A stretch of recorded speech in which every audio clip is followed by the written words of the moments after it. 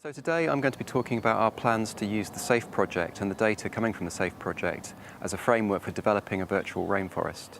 Rainforests are really highly threatened, but because they're long, slow-growing ecosystems, they're very hard to experiment on. So if somebody makes a change to an ecosystem, doing that in reality, letting that play out in real time, is impossible. And the only way we can look at how changes might affect ecosystems is to come up with models of how they work. That way we can try lots of different changes very quickly using a virtual rainforest in a computer and see what might happen and try and plan around what things might be good in the future for preserving or restoring ecosystems.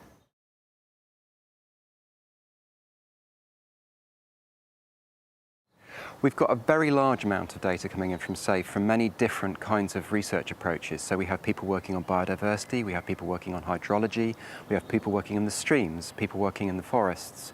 So we've got a huge amount of data already.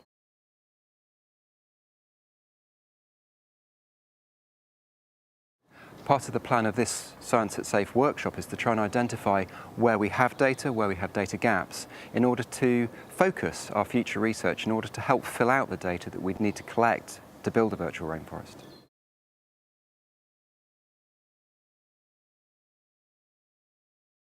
There are many different kinds of models from lots of disciplines that we would need to incorporate in order to build a virtual rainforest. So we have lots of existing code to learn from. Those might be hydrological models, forest models, models of stream flow.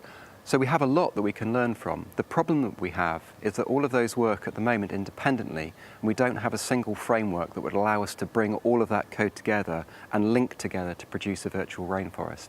And that's the challenge that we're looking at.